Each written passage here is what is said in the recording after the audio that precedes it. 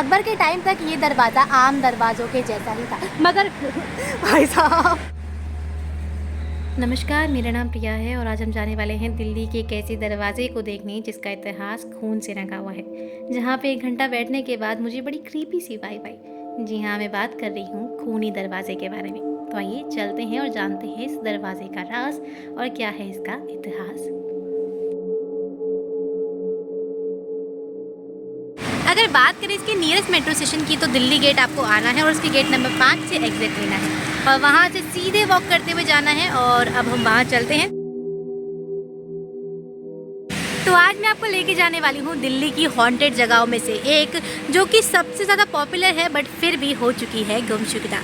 जी हाँ, मैं बात कर रही हूँ खूनी दरवाजे के बारे में, जिसे काबुल दरवाजे से भी जाना जाता है, काबुली दरवाज़ा, क्योंकि यहाँ से काबुल के लोग जब दिल्ली आया करते थे तो इसी रास्ते से वो आया करते थे। तो आइए दिखाती हूँ आपको कहाँ पर ये है और क्या है इसका इतिहास। जिस दिल्ली की खूबसूरती के लिए आज लोग इसे देखने आया करते हैं, एक टाइम पे ये खून से रंगी हुई थी और दिल्ली से पहले इसका नाम इंद्रप्रस्थ था।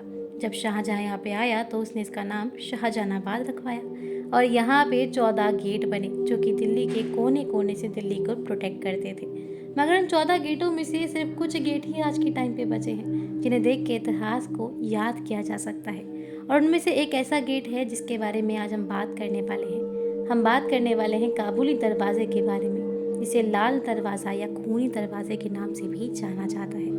पुराने टाइम में दिल्ली में कई सारे दरवाजे थे जो कि दिल्ली में आने के काम आया करते थे। तब रोड थोड़े कम थे, तो उनमें से एक दरवाज़ा ये भी है। इसी के साथ शेर शाह सूरी ने बनवाया था, मगर उन्हें भी खुद ये पता नहीं था कि इसका इतिहास आगे जाके कितना बदल जाएगा और इसे नाम मिलेगा लाल दरवाजे का या फिर खूनी दरवाजे का। अकबर के टाइम तक काबुली दरवाज़ा आम दरवाज़ों जैसा ही था, जो कि आने और जाने के लिए इस्तेमाल हुआ करता था, जो कि सिक्योरिटी पर्पज़ से बनाया गया था।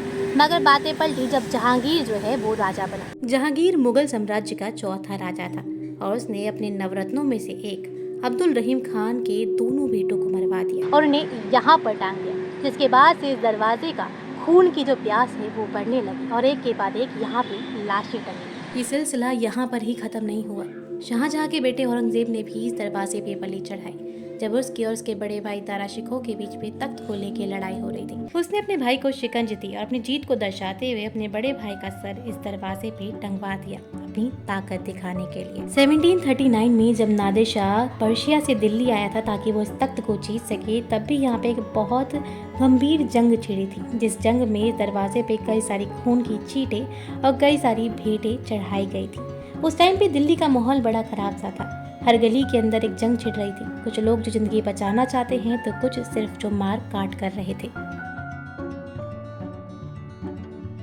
आज हम एक आज़ाद देश है और यहाँ पे आज़ादी से हम सांस ले सकते हैं, मगर इस आज़ादी की कीमत हमने जो दी है उसके लिए इतिहास में कई सारे किस्से दर्ज हैं। जब उन लम्हों को याद करने की कोशिश करती हूँ तो 1857 का मुझे वो किस्सा याद आ जाता है, जिस टाइम पे हमारा जो देश है वो एक अंदरूनी ही जंग में लड़ रहा था। एक जंग उन नय्याश राजाओं के खिलाफ, एक जंग अंग्रेजों के खिलाफ, एक जंग भुखमरी के खिलाफ और एक जंग जो आपको रोज जीने पे मजबूर कर दे। और उस जंग में ना जाने कितनी कुर्बानी दी गई। जिन लोगों ने भी आज़ादी की मांग की उन सबके सर कलम कर दिए गए या फिर उन्हें मार दिया गया और इस गेट के सामने उनके शवों को फेंक दिया गया। मगर इस सब की शुरुआत हुई थी बहादुर शाह जफर से, जो कि उस टाइम के आखिरी राजाओं में से एक थे। उनके बेटे और पोते दोनों को जो है ब्रिटिश गवर्नमेंट ने ये इल्ज़ाम लगा के अपनी कस्टडी में ले लिया था कि वो दंगे करा रहे हैं, वो ब्रिटिश गवर्नमेंट के अगेंस्ट है। और इसी के बीच में उन्हें एक जगह से दूसरी जगह ले जाया जा रहा था ताकि उनके खिलाफ ये मुकदमा चल सके। मगर बीच रास्ते में कैप्टन हुडसन ने जो है उन्हें इस दरवाजे के पास लाया और यहाँ पे ऑन द स्पॉट उन्हें मार दिया। उनकी लाशें यहाँ पे बहुत टाइम तक पड़ी रहीं और इसके बाद धीरे धीरे ये सिलसिला शुरू हुआ और एक के बाद एक यहाँ पे लाशों का ढेर लग गया। ये भी कहा जाता है कि बारिश के मौसम में यहाँ पे इतनी ज़्यादा लाशें टंगी हुई थी एक टाइम पे कि जब जब बारिश होती थी तो बारिश के साथ साथ यहाँ पे खून भी गिरता था उन लोगों का। और ऐसा कई सालों तक हुआ, क्योंकि मुगल टाइम से लेके अंग्रेज़ों के टाइम तक यहाँ पे ना जाने कितनी लाशों को टांग दिया गया। जगह आज के टाइम पे नई दिल्ली और पुरानी दिल्ली के बॉर्डर के बीच में है और दोनों साइड से रोड रनिंग। हर कोई जान भी नहीं पाता कि इस दरवाजे का इतना बड़ा इतिहास भी हो सकता है। इस जगह को हॉन्टेड इसलिए भी कहा जाता है क्योंकि रात को यहाँ पे लोगों के रोने और चिल्लाने की आवाज़ आती है, जिसके कारण रात को यहाँ पे आना बहुत ही अनसेफ माना जाता है। नवंबर 2002 मेडिकल की पढ़ाई करने वाली एक लड़की का इसी जगह पे 3 लड़कों ने मिलकर किया था रेप और इस केस के बाद से धीरे धीरे इस दरवाजे के बारे में बात होनी शुरू हुई और अचानक से ये दरवाज़ा गुमशुदा भी हो गया। जब मैं यहाँ पे गई मुझे बड़ी बेचैनी सी हुई। ऐसा लग रहा था जैसे मेरे पीछे कोई खड़ा हो, जैसे कोई मुझे बुला रहा हो। जिस डर से मैं बार बार आगे पीछे देख भी रही थी। तो क्या आप कभी खूनी दरवाजे गए हो? कमेंट बॉक्स में लिख के ज़रूर बताएं। और अगर आपको कोई खूनी दरवाजे की कहानी पता हो या कोई किस्सा जो कि आपने कहीं से सुना हो तो उसके बारे में भी मेंशन करना बिल्कुल ना भूलें। तो मैं प्रिया आपसे विदा लेती हूँ। दोबारा होंगे एक और नई स्टोरी के साथ, एक और नए इतिहास की तलाश में जूझती हुई। तब तक के लिए बाय बाय।